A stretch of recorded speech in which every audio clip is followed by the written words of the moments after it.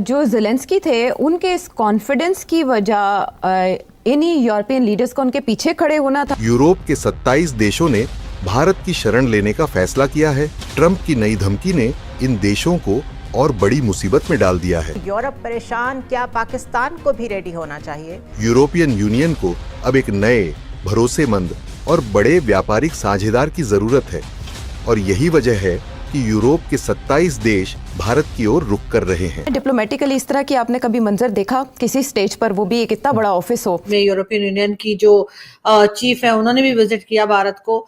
पाकिस्तान में हमें कुछ ऐसा होता हुआ दिखाई नहीं दे रहा। जो कुछ किया जो है यूक्रेन के प्रेसिडेंट के साथ, उस पर बड़ी बहस हो रही है। कुछ कहते हैं दुरुस्त किया, कुछ कहते हैं नहीं सही नहीं किया।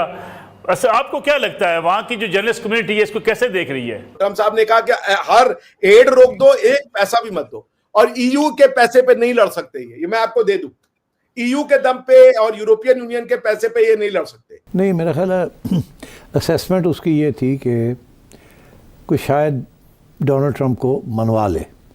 उसकी वजह यह है कि ये प्लान के तहत पहले फ्रेंच होके गया, फ्रेंच इमानुएल मैक्रोन होके गए यहाँ से। तो ये बहुत सारी ऐसी बातें हैं कि हम इंडिया के साथ हम कंपैरिजन करते हैं। हम कैसे कंपैरिजन करें? फिर एक खाना था रात का, वो भी नहीं उसने अटेंड किया। जॉइंट प्रेस कॉन्फ्रेंस सारा कुछ ही कैंसिल कर दिया उन्होंने। और उन्हें कहा गया कि यहाँ से जाए। हाँ, बेसिकली जाओ, निकलो।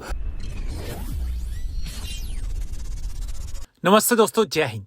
हिंदुस्तान स्पेशल में आपका स्वागत है। दोस्तों, डोनाल्ड ट्रंप के राष्ट्रपति बनने के बाद अमेरिका से गहराते मतभेदों के बीच यूरोप भारत के साथ मजबूत दोस्ती की पींगे बढ़ाने को तैयार है। यूरोपियन कमीशन की अध्यक्ष उर्सुला वैन डर लेन भारत आई। उन्होंने इंडो पैसिफिक क्षेत्र में नियमों पर आधारित अंतरराष्ट्रीय व्यवस्था के लिए यूरोपियन यूनियन का समर्थन देने का वादा किया। साथ ही उन्होंने एक बड़ी घोषणा भी की। उन्होंने कहा कि 27 देशों वाला यूरोपियन यूनियन का समूह भारत के साथ सुरक्षा और रक्षा साझेदारी की संभावना तलाश रहा है। जैसे जापान और दक्षिण कोरिया के साथ यूरोपियन यूनियन की साझेदारी है, वैसे ही साझेदारी भारत के साथ भी होगी। वॉन डेर लेन ने व्यापार, तकनीक और कनेक्टिविटी को भारत यूरोपियन यूनियन संबंधों को अगले स्तर पर ले जाने वाले क्षेत्रों के रूप में पहचाना। उन्होंने अमेरिका राष्ट्रपति डोनाल्ड ट्रंप या उनके सहयोगियों के साथ व्यवहार के बारे में सीधे तौर पर बात नहीं की, लेकिन उन्होंने कहा कि प्रभाव क्षेत्रों और अलगाववाद वाली दुनिया से भारत और यूरोपियन यूनियन दोनों को नुकसान होगा। क्योंकि ट्रंप साहब ने सिर्फ ये नहीं कहा कि इसको खाने से निकालो, ट्रंप साहब ने कहा कि हर एड रोक दो, एक पैसा भी मत दो, और ईयू के पैसे पे नहीं लड़ सकते। ये मैं आपको दे दूं, ईयू के दम पे और यूरोपियन यूनियन के पैसे पे ये नहीं लड़ सकते। EU is a very selfish organization. वो एक पैसे नहीं देते लड़ाई वड़ाई के लिए। इंडिविजुअल कंट्रियां अपने कुछ जेब से दे दे तो दे दे, और वो भी उनको बजट डेफिसिट कराना पड़ेगा, बिकॉज की यूरोपियन यूनियन के नॉर्म्स इंडिविजुअल कंट्री जो अपना बजट लाती है उसके लिए बड़े स्ट्रिक्ट होते हैं। तो इतना आसान नहीं होगा बिना पैसे और बिना इक्विपमेंट के लिए। नहीं, पर पैसा रुक जाएगा तो ऑब्वियसली पैसा रुक जाएगा तो फिर तो नहीं लड़ पाएंगे। लेकिन अमेरिका ही पैसा देगा, ऐसा तो नहीं होगा ना। मैं वही कह रही हूँ कि पैसा रुक जाएगा तो वेरी अनकॉल्ड फॉर। लेकिन सर, ये इसका इम्प्रेशन क्या पड़ेगा वर्ल्ड के ऊपर? अमेरिका इस वक्त बहुत अग्रेसिव मूड में नजर आ रहा है आपको? क्या बाकी की जो जंगें चल रही हैं या जो लड़ाइयां चल रही हैं, छोटी मोटी चाहे बड़ी, चाहे वो हमास और इजराइल की हो या बाकी किसी, क्या वहां पर भी डोनाल्ड ट्रंप ऐसे ही दिखाई देंगे? देखिए, अलग अलग जगह के लिए उन्होंने अलग अलग वो थानेदार बैठा दिए हैं। हमास के लिए और हिजबुल्लाह के लिए खुला छूट है, इजराइल जो करे। इजराइल को खाली आदमियों की व्यवस्था करनी है, गन पैसा वो बेइंतहा देंगे उनको। अभी मैंने सुना है कि आपको भी F-16 या F-35 या किसके लिए कुछ $300 मिलियन डॉलर उन्होंने सैंक्शन कर दिया, रिपेयर के लिए किए या किसके लिए किए। तो वो दे रहे हैं सबको कैरेट और स्टिक। F-16 के लिए मेंटेनेंस के लिए। हाँ, तो जो है उसके मेंटेनेंस के लिए उन्होंने कुछ पैसा आपको दे दिया। मतलब आपकी ये हालत है कि आप अपना हवाई जहाज भी अपने पैसे से मेंटेन नहीं कर सकते हैं।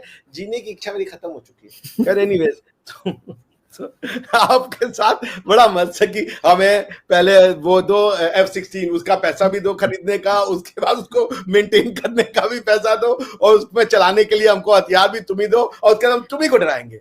भाई, कंट्री तो पाकिस्तान जैसी होनी चाहिए, बाकी सब वो नहीं चाहिए। लेकिन सर, क्यों सर, अमेरिका ने तो अब अपनी भी जो कहना चाहिए वापस चीजें मांगनी शुरू कर दी है।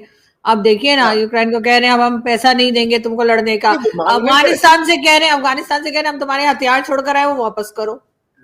वो तो ठीक है ना, फेयर डिमांड है। तो छोड़ के क्यों गए थे?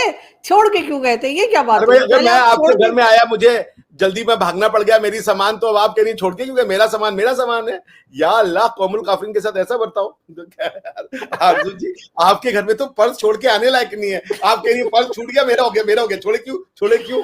ये क्या लॉजिक है? ये क्या बात है? इतने टाइम के बाद इतना सारा असला छोड़ के चले गए भाई, ऐसा क्या जूते छोड़ के भाग रहे थे? तो अब छोड़ गए तो छोड़ गए, और अब कहते हैं वापस करो। ये कौन सा कर देना, क्या जरूरत है भाई? आप तो करने किसी की चीज ही देना नहीं चाह रही हैं आप लोग भाई। हम नहीं अफगानिस्तान को कहा है, हमारे यहाँ कुछ छोड़ के नहीं गए। अफगानिस्तान आप अफगानिस्तान से अपने यहाँ टरकाने के चक्कर में हैं, आप समझ रही हैं? नहीं, हम तो बता रहे हैं, हम तो कह रहे हैं अफगानिस्तान हमारे खिलाफ इस्तेमाल कर रहा है उस सारे असला को। हम तो ये बोल रहे हैं, उस सारे वेपन्स हमारे अगेंस्ट यूज किए जा रहे हैं जो अमेरिका छोड़ गया था। तो वो तो आपको गुडविल दे रहे हैं ना, कि देखिए हम वापस मांग रहे हैं, आपको तो खुश होना चाहिए। हाँ, हम खुश हैं। तो हम क्या करें, भंगड़ा डाल के दिखाएंगे? नहीं, भंगड़ा डालने की दिखाई नहीं है, लेकिन शक्ल से खुशी नहीं टपक रही थी आपके। क्या एनीवे, देखिए जेलेंस्की साहब को तो ये समझना पड़ेगा, ये लड़ाई वो लड़ नहीं रहे हैं। और हम तो पहले से कह रहे, मैंने तो आपके चैनल पे तज्जियों बार कहा कि ये तो रशिया और नाटो की लड़ाई थी, और नाटो बैक्ड बाय अमेरिका।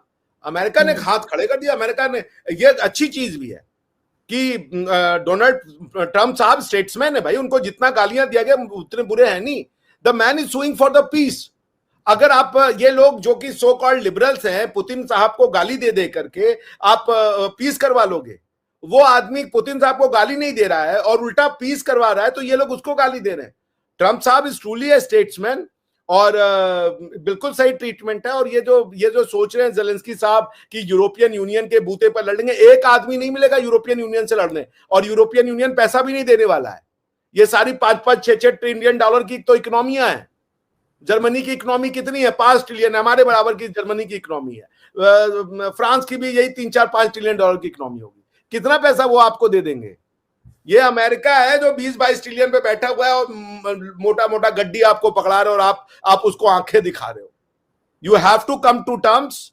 हाँ, टर्म्स कॉम्प्रोमाइज आपको करने पड़ेंगे। कॉम्प्रोमाइज का एक लेवल होता है कि भाई इससे नीचे हम नहीं जाएंगे। अब देखिए वो क्या कॉम्प्रोमाइज करते हैं और कैसी बातें करते हैं, ये उनके ऊपर है।